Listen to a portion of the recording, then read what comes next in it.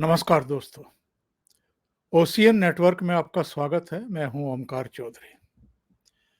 एक बार शरद पवार ने किसी चैनल से बातचीत करते हुए ये खुलासा किया था कि 2014 में भी उन्होंने शिवसेना और भारतीय जनता पार्टी के बीच फूट डालने की कोशिश की थी। ये प्रयास किया था कि शिवसेना भारतीय जनता पार्टी का साथ छोड़ दे और तब भी शिवसेना के एक नेता ने उनसे संपर्क किया था, पर तब उनका दांव चल नहीं पाया, वो चीजें सिरे चढ़ नहीं पाई। वरना भारतीय जनता पार्टी से शिवसेना को उसी साल यानी 2014 में ही अलग कर दिया होता। इतने बड़े खुलासे के बाद भी अगर उद्धव ठाकरे की तरफ से कोई प्रतिक्रिया नहीं आई, अगर शिवसेना ने कोई रिएक्शन नहीं दिया, और ख़ास तौर से जो उनके तोते हैं, यानी प्रवक्ता हैं, सामना के कार्यकारी संपादक और राज्यसभा के सदस्य संजय राउत, उनकी तरफ से चुप्पी साध ली गई, कुछ नहीं कहा गया। लेकिन 2019 में लोकसभा चुनाव हुए, उसके बाद विधानसभा चुनाव हुए, और विधानसभा चुनाव के जब नतीजे आ गए और शिवसेना ने ये देखा कि भारतीय जनता पार्टी 106 सीटों पर ठिठक गई है और ऐसी सूरत नहीं है कि निर्दलियों और छोटे दलों के सहयोग से वो सरकार बना पाए, इसलिए शिवसेना ने खेल कर दिया। और सबसे ज़्यादा बयानबाजी किसकी तरफ से हो रही थी? संजय राउत की तरफ से। जाहिर है, संजय राउत और शरद पवार, इन दोनों की जुगलबंदी ने उद्धव ठाकरे को भारतीय जनता पार्टी से अलग करने में अहम भूमिका निभाई थी। और आज जब उद्धव ठाकरे संकट में है, शिवसेना संकट में है, उनकी कुर्सी जा रही है, शिवसेना टूट गई है, टूट रही है, तब हम कह सकते हैं कि शरद पवार का जो दांव था, जो रणनीति थी, जो मकसद था, वो कंप्लीट हो गया है। याद करिए, खास तौर से जो महाराष्ट्र के दर्शक हैं, और महाराष्ट्र के दर्शकों में भी जो उम्र दराज हैं, उनको बहुत अच्छे तरीके से पता होगा कि बाला साहब ठाकरे और शरद पवार के बीच भले ही रिश्तेदारी हो, लेकिन विचारधारा के स्तर पर बाला साहब ठाकरे ने कभी कंप्रोमाइज नहीं किया, कभी शरद पवार को भाव नहीं दिए। जब वो कांग्रेस में थे तब भी नहीं, और जब कांग्रेस से अलग होकर के एनसीपी बना ली तब भी नहीं। बल्कि मैदान में, चुनावी मैदान में, ऑन रोड, दोनों के बीच में एक संघर्ष, एक प्रतिस्पर्धा, एक दूसरे के खिलाफ बयानबाजी दिखाई देती थी। बाला साहब ठाकरे ऐसा कोई मौका नहीं चूकते थे जब उनको उनकी जगह नहीं दिखाते थे। और शरद पवार को लगता था कि ये जो शिवसेना का उभार है, ये उनको पूरे महाराष्ट्र का लीडर बनाने से रोकता है। शरद पवार बाला साहब ठाकरे के रहते हुए शिवसेना का कुछ बिगाड़ नहीं पाए, लेकिन अब उन्होंने देखा कि एक तो जो बाला साहब ठाकरे के स्वाभाविक उत्तराधिकारी माने जाते थे, राज ठाकरे, वो 2006-7 में शिवसेना छोड़ करके चले गए। उन्होंने अपनी अलग पार्टी बना ली, और एक चुनाव तो कम से कम ऐसा था जब राज ठाकरे की पार्टी के भी 13 एमएलए जीत करके आ गए थे। तब इनके लिए वो एक नया खतरा बन करके उभरे थे और शिवसेना के लिए भी। लेकिन 2014 की जो मोदी की आंधी चल रही थी, उसमें लोकसभा चुनाव तक तो शिवसेना और भारतीय जनता पार्टी साथ थे। बात बिगड़ गई थी विधानसभा चुनाव की सीटों को लेकर के कि कितनी-कितनी सीटों पर लड़ा जाए, और 2014 का विधानसभा चुनाव दोनों अलग-अलग लड़ी थी। लेकिन 2019 आते-आते फिर साथ, हालांकि 2014 में ही शुरुआत में शरद पवार ने बाहर से सपोर्ट किया था देवेंद्र फडणवीस की सरकार को। बाद में शिवसेना को या तो अक्ल आई या उसकी मजबूरी थी, तो वो वापस सत्ता में आ गई इनके साथ। लेकिन 2019 में फिर जो मोदी की आंधी थी, उसमें जो स्थिति 2009 में थी, 2014 में नहीं नहीं रही राज ठाकरे की, और 2019 में तो बिल्कुल ही नहीं रही। ऐसे में शिवसेना को इसका फायदा मिला। लेकिन जब 2019 में शिवसेना ने ये देखा, खास तौर से संजय राउत और उद्धव ठाकरे ने और उधर शरद पवार ने, कि भारतीय जनता पार्टी अकेले दम पर छोटे और निर्दलियों के साथ मिलकर के भी सरकार नहीं बना सकती है। 288 के सदन में 145 अंक चाहिए, जादुई अंक चाहिए किसी को भी सरकार बनाने के लिए। तो शरद पवार ने खेल कर दिया संजय राउत के साथ मिल करके। इनके लिए बड़ा माकूल सा माहौल था। शुरू में कहते रहे कि भारतीय जनता पार्टी से और शिवसेना से पूछिए, उनको सरकार चलाने का और बनाने का जनादेश मिला है। लेकिन पर्दे के पीछे से ये शिवसेना और कांग्रेस के बीच में पुल का काम कर रहे थे, और जब कांग्रेस तैयार हो गई तो एक सेकंड नहीं लगा शिवसेना को भारतीय जनता पार्टी से अपना 2.5-3 दशक पुराना गठबंधन तोड़ने में, और शरद पवार कामयाब हो गए शिवसेना और भारतीय जनता पार्टी का गठबंधन तोड़ने में। शरद पवार जानते थे कि जब तक भारतीय जनता पार्टी और शिवसेना गठबंधन में हैं, एक साथ मिलकर के चुनाव लड़ रहे हैं, तब तक उनकी पार्टी की सत्ता में वापसी संभव नहीं है। 2014 में भी हारे थे, कांग्रेस और एनसीपी मिलकर के ही चुनाव लड़े थे। 2019 में भी हारे, लोकसभा सीटों में भी काफी पीछे रहे, और ये गठबंधन बाजी मार ले गया। इसलिए ये गठबंधन तोड़वाना बहुत जरूरी था। और उसके बाद जो खेल शुरू हुआ, यानी मुख्यमंत्री भले ही उद्धव ठाकरे बन गए हों, लेकिन सरकार की असली बागडोर तो शरद पवार के हाथ में थी, और शरद पवार की पार्टी ने ही अहम मंत्रालय हथिया लिए। आपको पता है, उनके पास जितने अहम मंत्रालय थे, उन्हीं को सबसे ज्यादा बजट एलोकेट हो रहा था। उन्हीं के क्षेत्रों में, उन्हीं के मंत्रियों के हाथों में ज्यादा पैसे आ रहे थे। वो अपने कार्यकर्ताओं को, अपने नेताओं को ठीक से एड्रेस कर पा रहे थे, उपकृत कर रहे थे। पैसे की वैसे ही कोई कमी नहीं थी। ऊपर से अनिल देशमुख गृह मंत्री बनकर के दोनों हाथों से लूट रहे थे, वसूलवा रहे थे।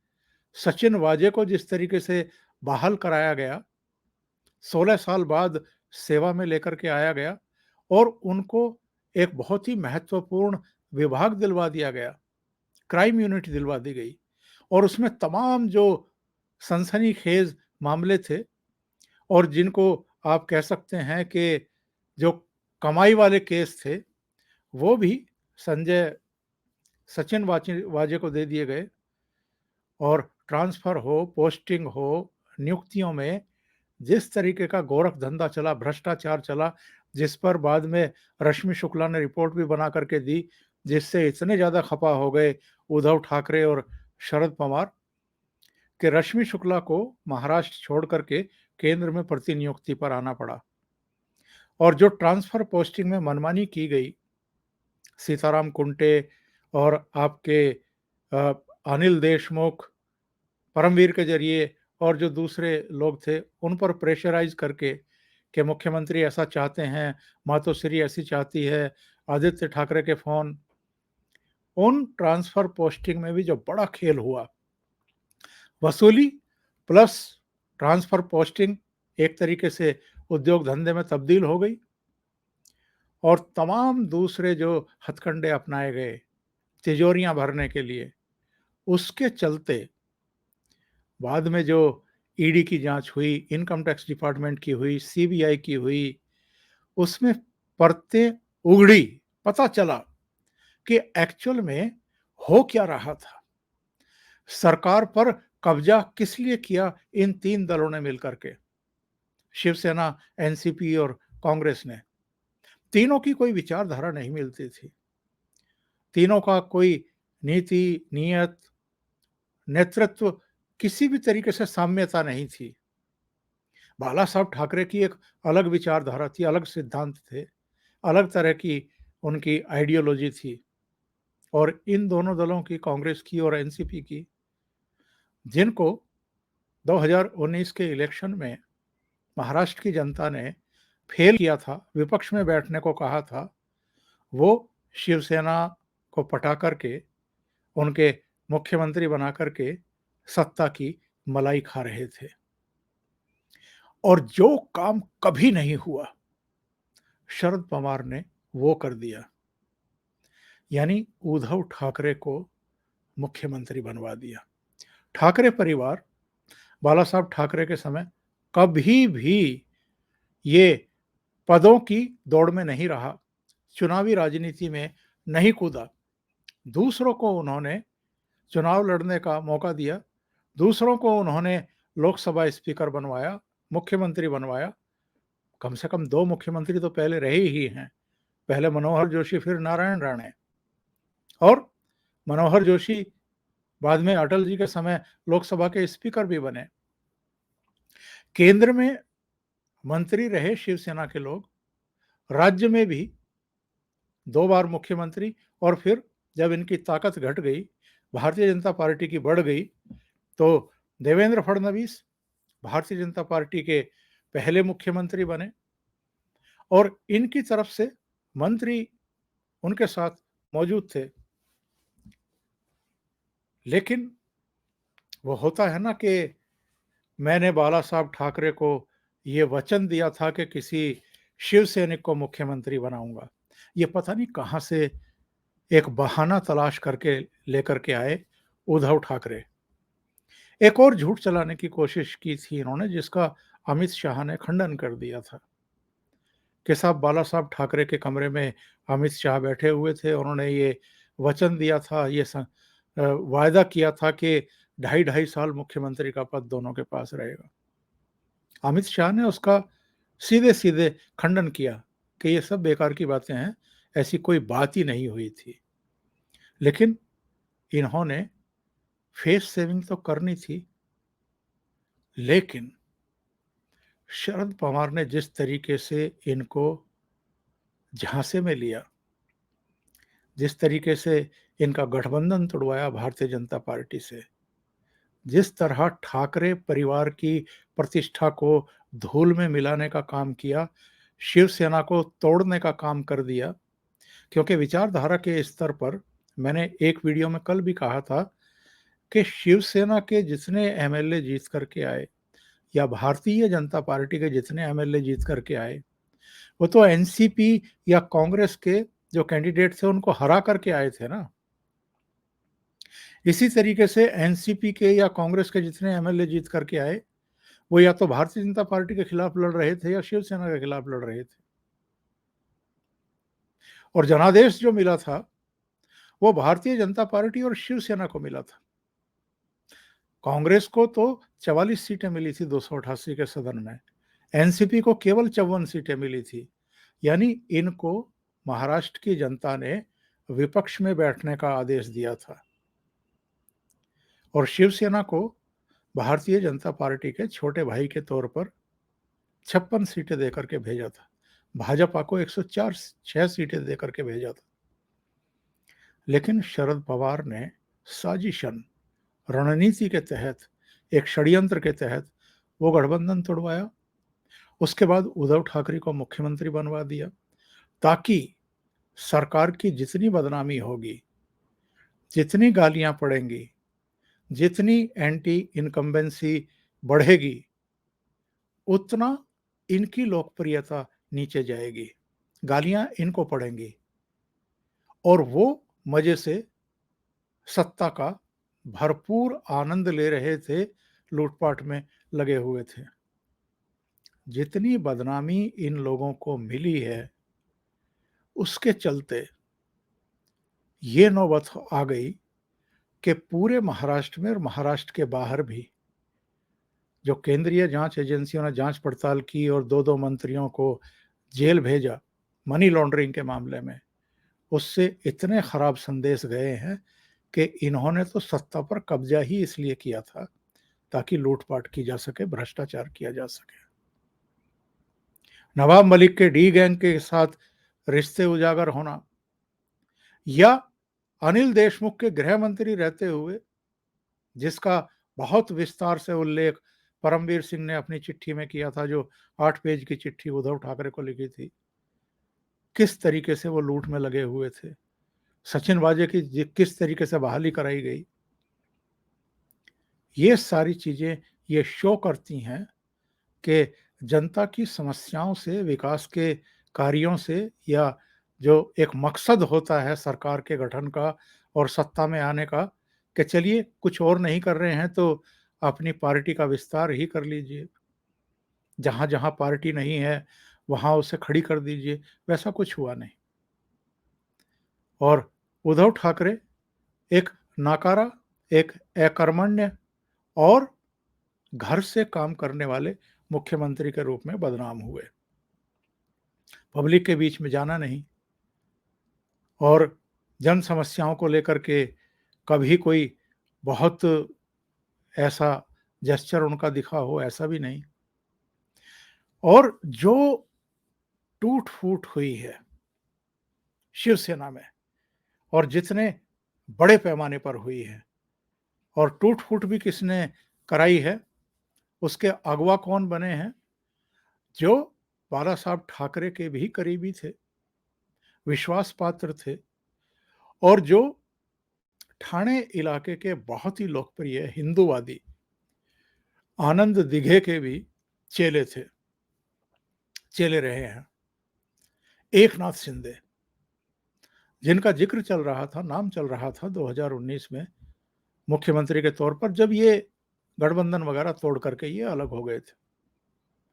लेकिन शरद पवार ने, जो जानते हैं कि कब क्या दांव पेच खेलने हैं, उन्होंने उद्धव ठाकरे का नाम आगे कर दिया, क्योंकि वो जानते थे कि एकनाथ शिंदे अगर चीफ मिनिस्टर बने तो एक बहुत बड़ा वर्ग है जो एकनाथ शिंदे को बहुत पसंद करता है और महाराष्ट्र के कई जिलों में उनका बहुत व्यापक प्रभाव है, तो शिवसेना और मजबूत हो जाएगी।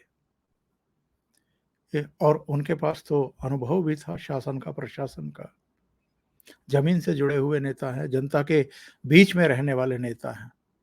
और शिवसेना में भी जितनी स्वीकार्यता उनकी है, जितना सम्मान उनका है, इतना उद्धव ठाकरे का मुख्यमंत्री बनने के बाद भी नहीं हुआ। तो उद्धव ठाकरे को एक सोच समझ करके, एक रणनीति के तहत, एक षड्यंत्र के तहत मुख्यमंत्री बनवाया गया ताकि ठाकरे परिवार का पानी भी उतर जाए।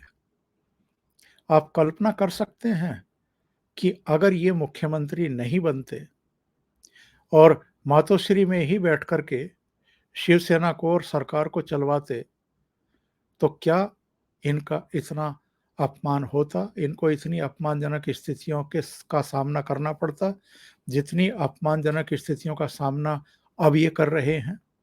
पार्टी बिखर गई, पार्टी टूट रही है, 2/3 एमएलए ने बगावत कर दी है, जो सांसद हैं उनमें भी असंतोष देखा जा रहा है। तो शरद पवार ने, इनके पार्टी के मंत्रियों ने मनमाने फैसले किए, भ्रष्टाचार किया, अहम मंत्रालयों पर एक तरीके से कब्जा कर लिया और शिवसेना में धीरे-धीरे और शिव सैनिकों में भी गुस्सा पनपता रहा। सारे अधिकांशतः इन्हीं के नेता पकड़े गए, लेकिन संजय राउत के यहां से भी जब्तियां हुई, उनकी भी संपत्ति सीज की गई, तो संजय राउत भी पकड़े गए एक तरीके से। और राज ठाकरे को, शिवसेना को और उद्धव ठाकरे को बैकफुट पर धकेलने का एक मौका मिल गया। शरद पवार ने बहुत चालाकी से, बहुत समझदारी से गृह मंत्रालय ले लिया। गृह मंत्रालय का मतलब होता है कि पुलिस आपके हाथ में आ गई है, और उसके बाद जो गुल खिले हैं पूरे महाराष्ट्र में, मुंबई में, पुलिस का जो उपयोग दुरुपयोग हुआ है वो हम और आप देख ही रहे हैं। ये सारी चीजें ये शो करती हैं कि शरद पवार एक्चुअल में जो चाहते थे, यानी शिवसेना को कमजोर करना, तोड़ना, उद्धव ठाकरे के खिलाफ बगावत की स्थितियां, ठाकरे परिवार का, मातोश्री का जो रुतबा था उसको मिट्टी में मिलाना, उसमें वो कामयाब हो गए। और इसमें उनका साथ दिया है, जाने में, अनजाने में, मूर्खता में, नासमझी में, संजय राउत ने। दो ही चेहरे हैं जिन्होंने इस सरकार का भट्टा बैठाया है और शिवसेना का सत्यानाश कर दिया, बर्बाद कर दिया। एक शरद पवार और दूसरे संजय राउत। अभी के लिए इतना ही। बहुत बहुत धन्यवाद। अगर आपको ये चैनल और इसके कंटेंट पसंद आ रहे हैं तो लाइक करें, कमेंट करें, वीडियो को शेयर भी करें। अभी तक अगर आपने ये चैनल सब्सक्राइब नहीं किया है तो सब्सक्राइब कर लें और साथ में लगे बेल आइकॉन को दबा दें, ताकि आगे आने वाले वीडियो और उनके नोटिफिकेशन आप तक पहुंचते रहें। बहुत बहुत धन्यवाद। नमस्कार।